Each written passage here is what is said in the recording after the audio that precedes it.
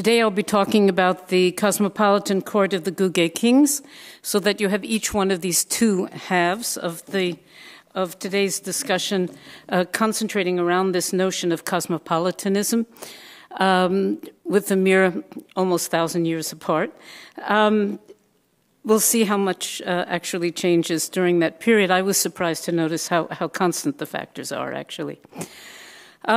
As Leonard mentioned, I'll be talking about the kingdom of West Tibet, which is in the extreme western part of, you can see it, I don't know how to work this. Does that work? Yes. So it's right here, which has always been the extreme western part of the Tibetan cultural zone. And I will be concentrating on two monasteries, those that are underlined, Toling, the monastic center of the kingdom, and Saparang, that from the beginning of the 15th century was the administrative center where the palace was, also the court center. And this was actually the center, when we talk about the Cosmopolitan court, this was the place. And in fact, it is this change between a division of the two institutions, the religious and political institutions, which constitutes one of the main difference between the kings of Gugge from the 15th to 17th century and the earlier kings of Purang Gugge, whom they see as their predecessors.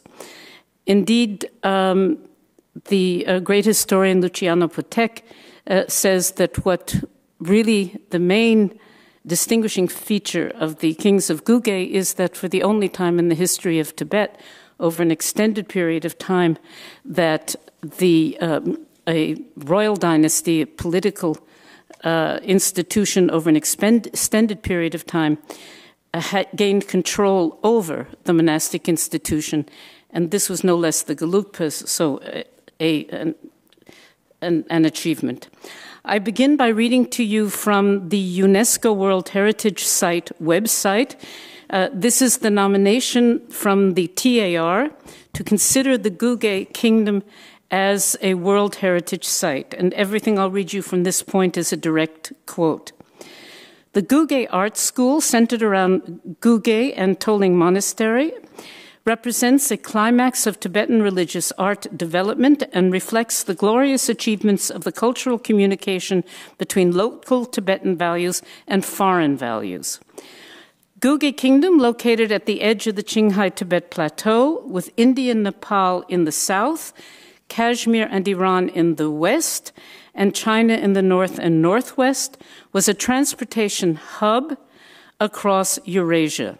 This specific location endowed evident exotic features and general inclusiveness upon its art school. Gugge Kingdom, existing from the 10th century to the 17th century AD, had witnessed 16 hereditary kings, to which I've written sick ? During the reign of Gugge Kingdom, there was little wars or disputes, and people lived and worked in peace. As a result, the society, economy, and culture reached great prosperity. According to Tibetan history records, Gugge Kingdom made great contributions to gold and silver manufacture, smelting of metals, pottery, that surprised me, spinning of wool, carpentry, sewing, printing, sculptures, etc. So, I think that's a fairly good description of a cosmopolitan kingdom and how it united various foreign influences, particularly due to its auspicious location. And the issue is here, everything that you see in circles, if you look at where the circles are and then you trace the colored strand back in the direction of Saparang and Toling, these were the routes at various times that Tucci took in order to visit Tibet, but they are also as they discuss in this description, the trade routes, the access routes that enabled the Guge kingdom throughout its history to be closely connected with foreign places and lands. The points we will discuss today, first of all, I would agree, and I hope that you will too, that despite the fact that only a small fraction of the artistic oeuvre from this period remains, they do testify to an extraordinary artistic achievement of the highest order. In part, which has been repeatedly noticed by visitors to the expedition, the paintings that we have upstairs, for instance, and that will be discussed today, but also, as you will see in the slides from the murals, used the finest possible mineral pigments, generally liberally sprinkled with gold and silver, and so they have maintained their intense and magnificent color palettes until today. The point has already been made about the connections being a trade route, and just to remind you that the connection was not only over a 700-year period, according at least to the kings of Guge's own perception of their dynasty, but also according to their own written testimony, both in the famous Nyare Galrab, other written texts, and importantly in very lengthy wall inscriptions. They stretched, their interest stretched from Kashmir in the west in the 11th century all the way up to the Jesuit missions in the 17th century. It was these luxury goods, silver, gold, and then spun wool, which allowed them to exchange for luxury products. If you've ever read the index of the monastery treasure published by Vitali, you know what an incredible riches had been accumulated in these monasteries, and one sees it reflected in the art. So, for today's lecture, first we will explain or examine the hardly credible claim of a 700-year-long royal dynastic history. As we shall see, this is one of the two paintings that we'll be discussing today, and I consider it a great fortune that we have these two, because in my view they represent now the very earliest phase of the founding of the Sarma tolling, the new tolling at the beginning of the 15th century. And the second painting, which we've seen today already, I would now clearly attribute to Tsaparang in the 15th or early 16th century. To this point, I should say that I have borrowed a page from Tucci, where he never shied away from simply saying at a later point, oh, by the way, when I wrote at an earlier time that I interpreted X, today I would interpret it as Y.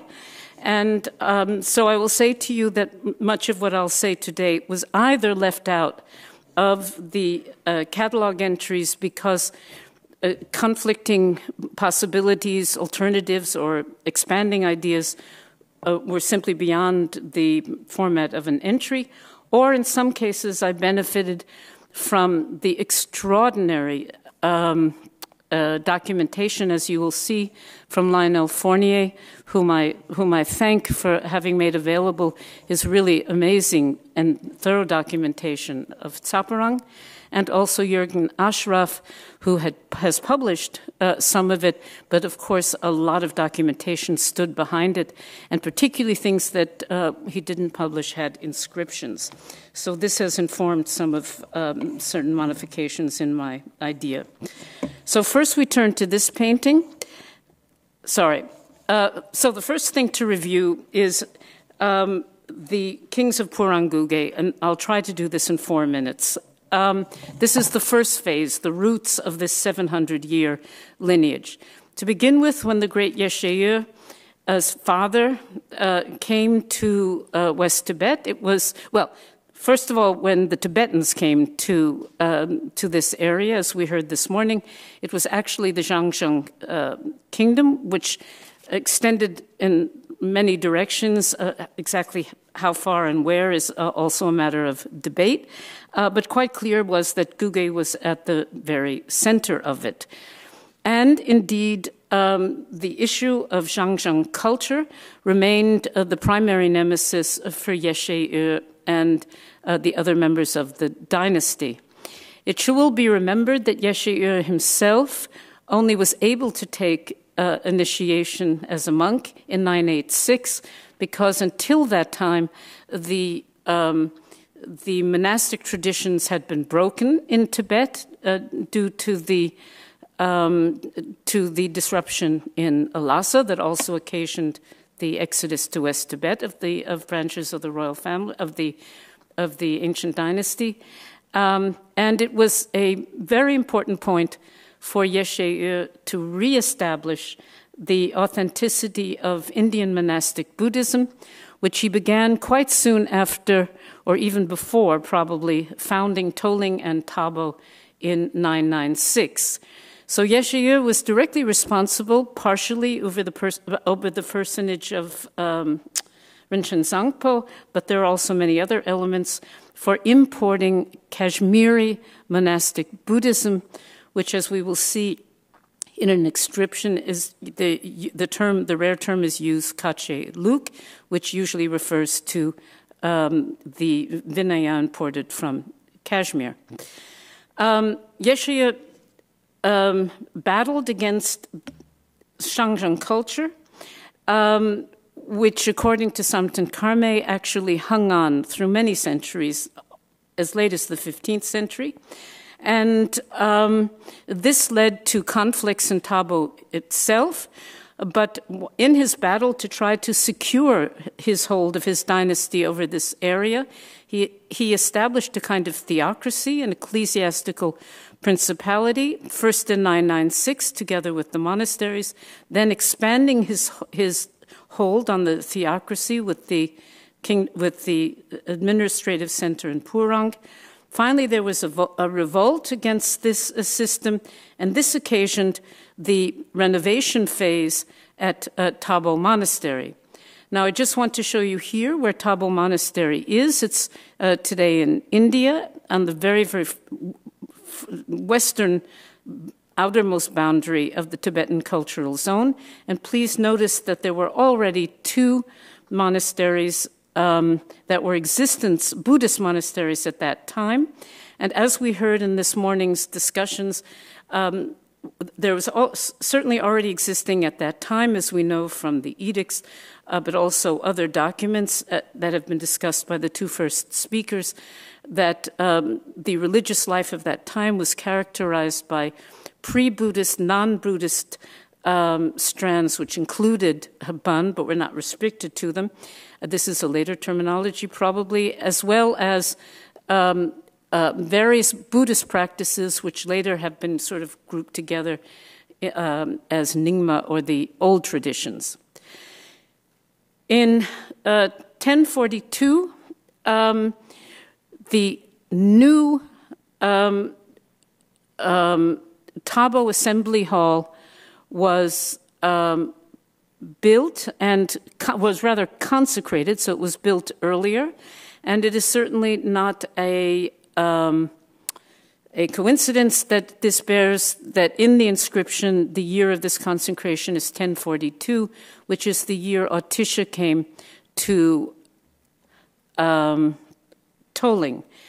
So in the popular imagination, but also in the literature of the later period, it is not Yeshe, but Autisha, who was a Bengali Pandit invited by Autisha, and his student, who were responsible for then finally really instilling Indian Mahayana conservative Buddhism, monasticism in Tabo. This is La Tsunpa Chanchup that is the Royal Lama Chanchup a nephew of Yeshe, a grandnephew. And it is important that here he is the center of the image above the renovation inscription. To his left is the, identified by inscription, the great Sangha of Tabo, and to his right would be the most important donor. What is important for us is the theocratic image. This is a king who is also a monk, a Lama. Thabo takes an important role in our narrative because it is on the Indian side of the border, so it wasn't damaged in the Cultural Revolution, but certainly played a less important role in the narrative of the life as it was experienced in its time. Thabo was a small regional monastery, although related to a daughter monastery of Toling, which you see here in a 1933 photo from Gersi. So we're now going finally to this painting from the Tucci collection at the MNAO. What we have here is a mixture of, or a combination, a very fruitful synthetic description of all of these points that we've just been discussing, an interaction between a visual and a literary text. The literary text is at the very bottom. I'll show it to you in a moment. It was underneath the cloth frame, so Tucci didn't see it. Nobody saw it until we removed the frame in order to conserve it. This image represents the Bhadrakalpa. Over the right shoulder of the Buddha is a triad built around Atisha that we will see in a moment, and his student Drumten, who founded the Kadampa sect, that is the reformed sect of Buddhist monasticism, and Tsongkhapa, who founded the new Kadampa, that is the Gelugpa sect. And at the bottom, which you'll see a detail at the moment, is Nawan Drakpa, the first abbot of Toling under the kings of Guge, the beginning of the Sarma Toling, the new Toling, and the beginning of the 15th century. And he is important because he is directly a student of Tsongkhapa, and it is through his agency that the Gelugpa teachings were introduced to Nari, to Guge. And here you see the right side. Over the left shoulder of the Buddha, I have dyslexia, so I have to figure out which shoulder I'm talking about. And you see we have these two matching triads. The center figure is Tsongkhapa, and his two main students, Gyaltsab and Kedrukje. At the bottom of the inscription is the very important inscription. I'll just read quickly. With favorable supplication and excellent merit, perfected deeds in the Bhadrakalpa, protestation to the accomplished 1,000 Buddhas, most glorified with the three kayas and protectors upon this earth. Key sentence, the Kashmiri system, Kache Luk, center of a vast tradition, knowledge like the pestle of a water lily which has the capacity to blossom. Source of intellect to the people of beginner's mind, the painter is known as unfortunately missing. May all sentient beings promptly attain Buddhahood happiness. Just to remind you that the triad, which is the cognate to the west, I should say also that, as I've already said, Kache Luk, when it is rarely found in Tibetan literature, when it is, it refers to the Vinaya system, which was imported under the agency of the activities of Yeshayur and then solidified through the teachings and presence of Atisha, the Indian Pandit. Art historians have always seen in the art of this period not a one-to-one stylistic copying, but have always recognized that the paintings of this early period in Toling represent an adaptation of the artistic traditions of the first period under the kings of Puranguge. This is an example on the right-hand side. I could show you many, many examples, but you can see it from the profile of the head and of the ear and the ushnisha, the way the drapery is worn, the patchwork, and so forth, even the flaming aureola. What I think particularly is interesting compared to what Lynn Roth showed us today is this much-ruined figure of an enthroned Lama at the base of the pestle. So I would like to follow Tucci in his Orientalistic flourishes, I would perhaps like to see this. It's certainly not a donor figure because it doesn't have the position or the isolation, but it is clearly here indicating also the Gelugpa teachings, and I would relate this to that line about knowledge growing like the pestle out of the lily or whatever it was. This would be my romantic interpretation. My attribution of Nawang Drakpa is an attribution. There's no inscription, but it seems to fit the context. We'll now go to the second painting, which I now firmly feel is from Saparang. Originally, I wasn't sure whether it was Toling or Saparang. These attributions are based on long study of the murals in Toling and Saparang, which I've seen, but most particularly the quite marvelous photographs from Gersi, but the extensive photographs, as I've said, from an edition Fournier and Ashoff. So we will see that in the monasteries of Saparang, which became the capital of the kings of Guge, soon after the refounding of New Toling, so it was around about 1425, and this is the administrative center, the court center. In a number of the temples, but most particularly one, this same theme, Shakyamuni, Atisha, Tsongkhapa, their students, is reproduced precisely, and we will take a look. Just to give you a quick history, Namgyal Day solidified control. Oh no, first of all, you just have to see that Yesheye's attempt to create a theocracy was a failure from a political point of view. The kingdom dissolved. Then there was the invasion of the Garluk, then Mongol control.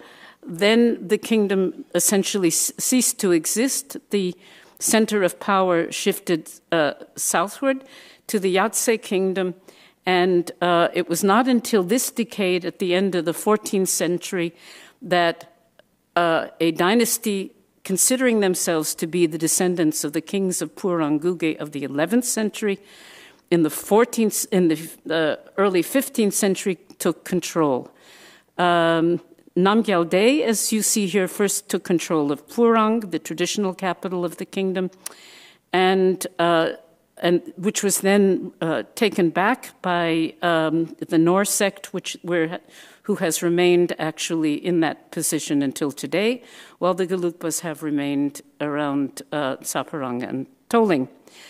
Namgyal Day's son, Namke Wangpo Punsok Day, I'm reading the red lines, by the way, 1425 to 1450, is a key figure in the history because it is he who introduced the Gelugpa teachings together with Nawang Drakpa, the direct student of Tsongkhapa and the first abbot of New Toling, Sarma Toling Monastery. It was also he who first moved to Saparang.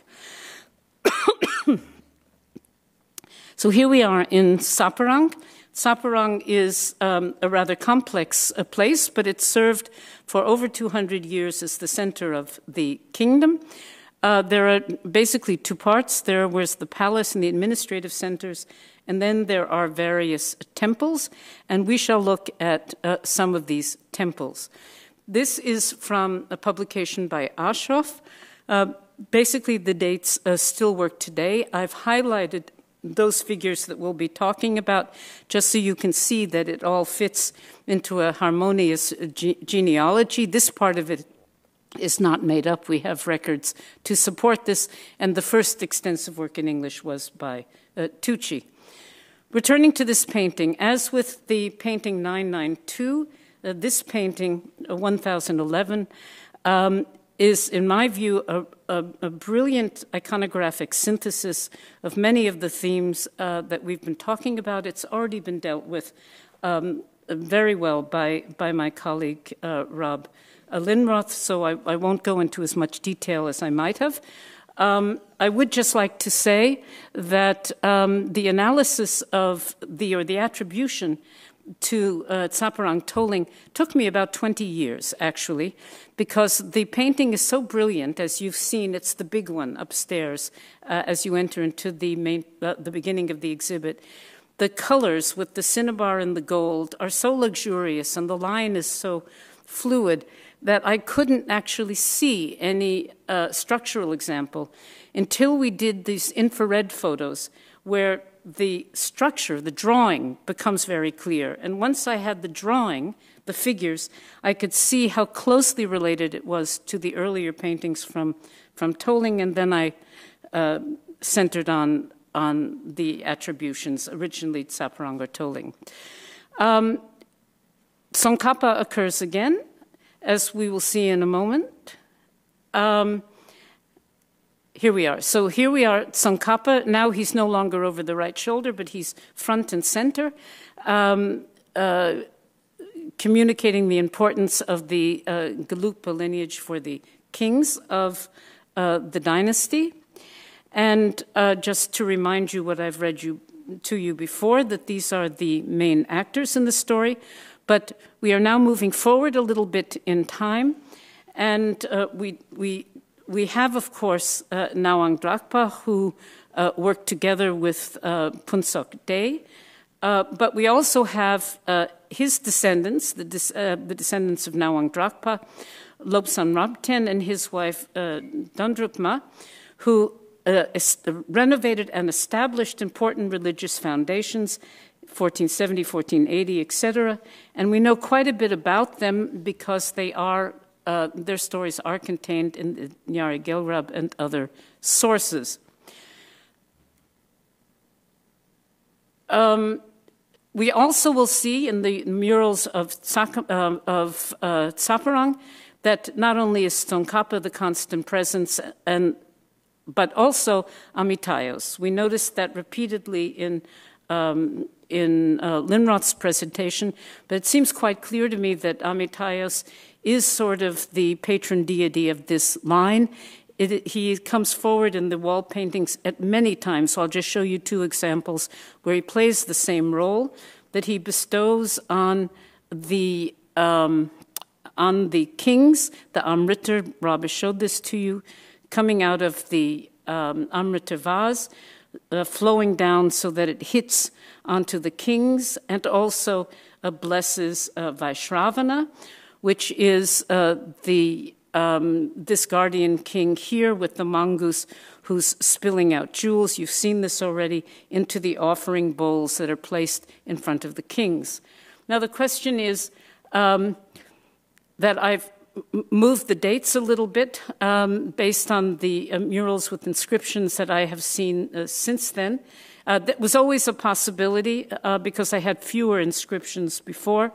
One possible suggestion that I'm making is now, that is, this would date to this would be Lobsang Rabten, who is probably the most important donor of this original phase. And we will now look at the supporting evidence. This is just to give you an idea of the palace precinct, which is below us. We are now at the very top in the so-called Mandala Temple. And this is, the other was taken from far away. This is the Mandala Temple. And when you go inside, we have a whole list of these kings, all with very legible inscriptions underneath them. And there I discovered Lobsang Rabten with a very clear inscription. And I want you to notice that he wears these kingly robes that come all the way down. They must be down to his knees. And he has these flyaway shoulder pieces coming off his shoulders. And it seemed to me that this was quite close to the flyaway. You see the red flyaway shoulder pieces of this very long robe worn by the larger figure, therefore the father figure, the king, in this position directly underneath Amitayos. So moving from that point forward, we then go to the temple of the Prefect. That's a very tiny temple at the bottom in the valley. I have to say that I only that we had difficulty accessing it, so I had no pictures myself, but we could get in, but we couldn't photograph it. And what we see is basically large murals giving us the whole story that we have seen condensed in the picture of 992. On the different walls are various Buddhas and other kingly members in state of disrepair, but it's quite, the ones that we need are very visible and very clear, and that is Shakyamuni, Tsongkhapa to the proper right, his students, they've reversed now. To the proper right is now the more important Tsongkhapa, Gyaltsab and Kedruche, his main students, and to the proper left is now Autisha and with Drumton, his student who founded the Kadampa, that is the new reformed, the first of the reformed sect. Tsongkhapa was the new Kadampa, and Noklatsua, the other main student. Below is a very interesting configuration. To begin with, we have once again Amitayus, who is directly underneath, in this instance, Autisha. And from Amitayus again flow these strands to the enthroned priest, which when I was working on this, I thought it could be Nawang Drakpa, and now I don't know. It could be later. And we have the royal donors, a very interesting and unusual picture of the king and queen. He has slightly higher than she is, but you can see they have equal status. One would be tempted to choose the founders of the Red Temple, which you'll see in a moment, but we don't have them in the text as being the founders of this little temple. And so I've left that open. Problematic about the priest, the enthroned Lama next to them, is that at a certain point, after Pakpala, or beginning with the sons of Pakpala, as I'll show you, I hope, in a moment, there are 4 generations of kings where in every generation, one son is the king and one son is the abbot of tolling. So who that is in the monastery, who's enthroned as a lama next to them would depend on the identity of these two. What I was interested in was, first of all, the double triad, the relationship between Amitayus and Autisha, but also the royal donors. Very interesting is the evidence of the Red Temple. Well, we have copious information about the founders of the Red Temple, and we also have very, very good documentation. This is this beautiful photograph from the Tucci archives that is upstairs, bigger than, almost life-size. That's even bigger. The real one is even bigger in the exhibition. And when you compare these wall paintings with these paintings, as I have said, is that 10? No, it's wrap up. Okay, these are the last ones. You will see that there are here in this magnificent temple, we have the same story. Now we don't have a Lama at the center of the configuration, but we have Amitayus, no surprise. We have the Queen Dundrupma, who, according to the sources, founded the temple, her husband, King Lobsak Rabten, and their son Pakpala. And again, we have on the other side the monastic community, just like in Tabo. There were 2 heads of it, and then one front and center. Maybe still Nawang Drakpa, we don't know. I included this so you would see how beautiful, really, the painting is in this temple. And again, just to show you, we have the same contrast. There's a long jacket, a long coat worn by the king, who has a larger turban and sits higher, more cushions, and the sleeves come pointing up in these flyaway system, whereas the son, Pakpala, wears a cape, a smaller cape, and the flyaway ends of the cape are smaller, which is exactly what you see here on the part of the king with the flyaway coat and the prince, the little flyaway jacket. And so this is my current thinking on that.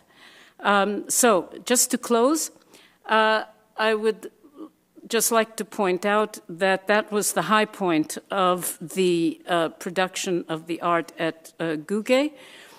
Things went on for at least another century and a half, and in every one of these generations, for 4 generations, we have the king and his brother, who was a royal lama, Latsungpa. Very important in this instance is Nagi Wanchuk, who has been mentioned also already, and his brother, the Latsun Sherab Ursa, who was also abbot of Toling Monastery. Under Tashi Drakpa in 1624 invited or allowed the Jesuit priest Antonio de Andrade to establish a church there. He describes at great length the luxurious conditions of the court. There was a lot of polemic around their being there. Senge Namkal of Ladakh conquered the kingdom, and in 1683 it was annexed.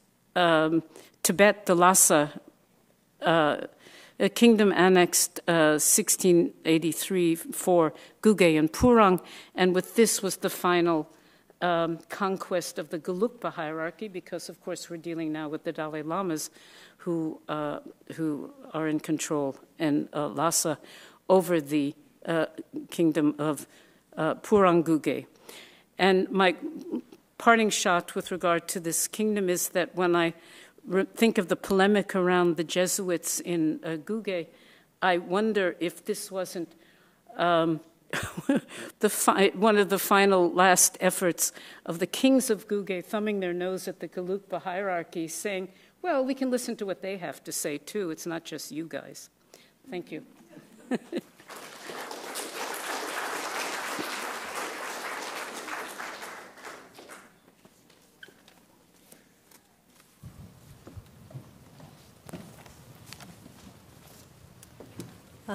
So I'm sure that Deborah would be happy to take some questions if anyone has them.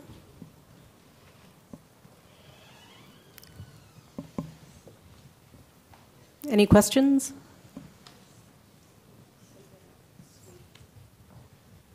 Down here.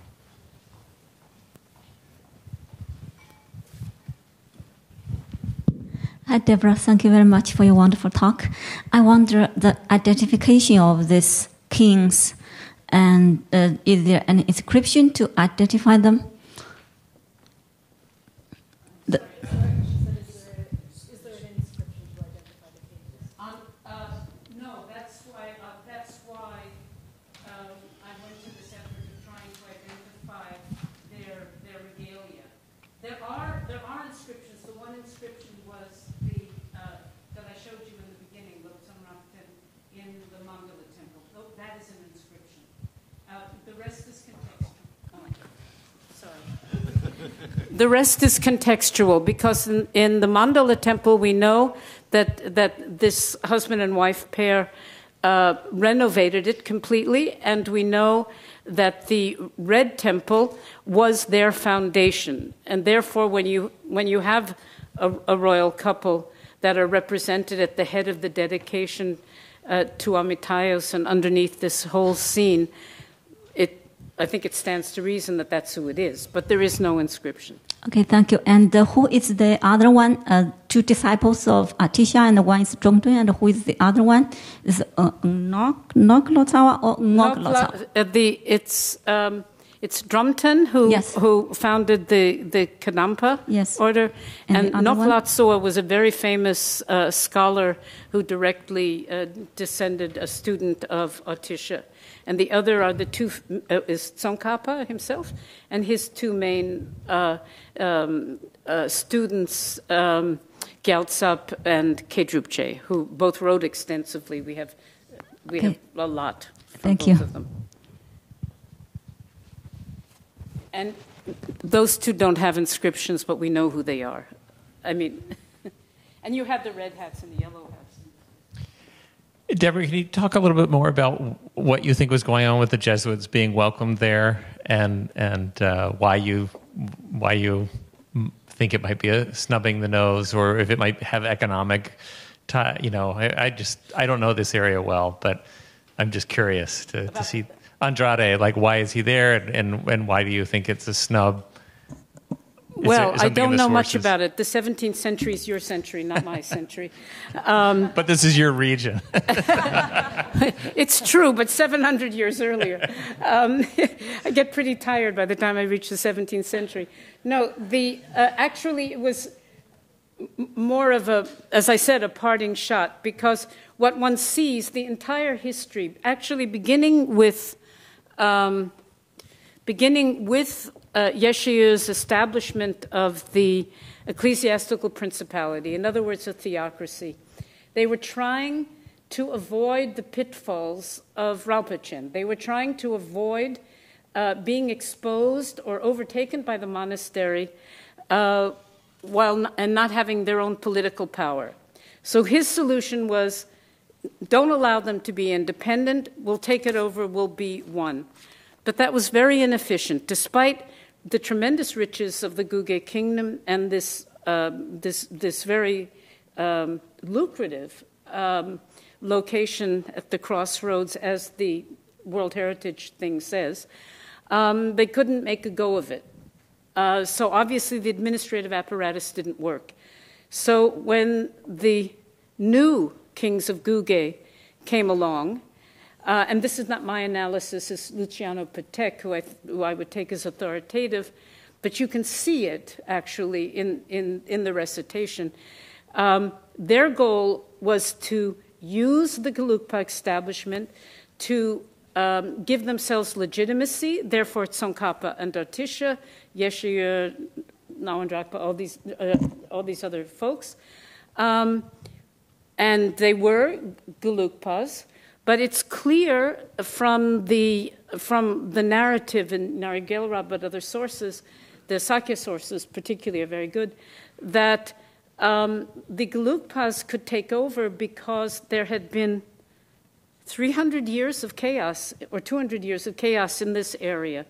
And very interesting is the Sakya Recitation, which actually says the Sakya hierarchy also said about the Gelugpa, yes, let them come in. Everybody was exhausted. They were all there.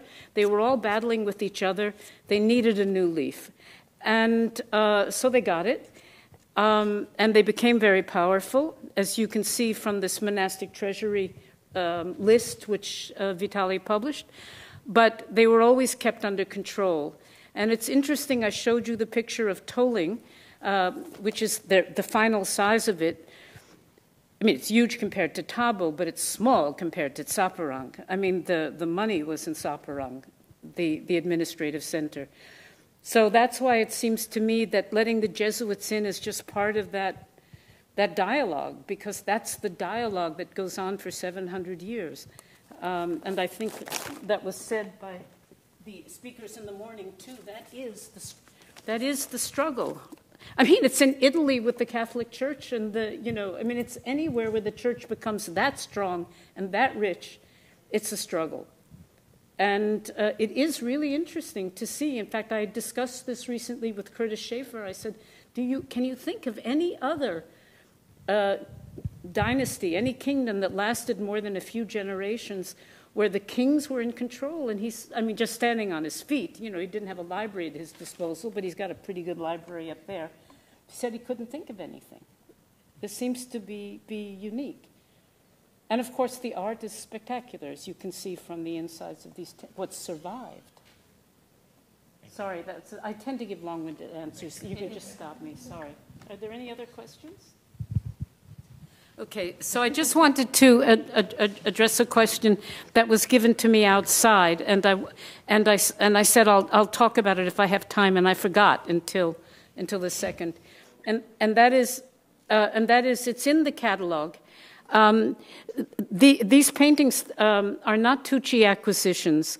The story of how the Museum of MNAO, Museo Nazionale d'Arte Orientale, acquired them is in the catalog, and they were bought from Korkos, who, together with his wife, for $6,000, the equivalent of $6,000, which even in early 1960, and in fact, in the museum registers, it's listed as partial purchase, partial donation, because even then those paintings were worth far more than that.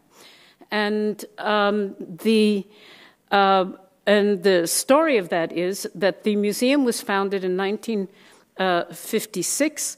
Tucci, after decades of effort on the part of Tucci to have a national museum of Asian art, Tucci had put aside from the beginning 124 of his paintings for the museum, and in the initial opening of the initial collections of this museum, which consisted in the early years mostly of the results of excavations from Ismail, he donated everything that he had at that time from Nepal and a little bit from his work in Swat. I think a half a dozen objects, but there was not an insignificant amount from Nepal. When he died, he left in his will all of his possessions, including his books, his home, and everything, to the museum. It remained, as it usually does in such cases, in the possession of his wife until she died, and upon her death, the whole thing was given to the museum, and there will now be a library and a study in their home, and there were before the museum closed, there were 2 or 3 rooms that were dedicated to what they had donated. Very beautiful sculpture, mostly. All of it actually collected by his wife, who was an extremely accomplished photographer and a collector.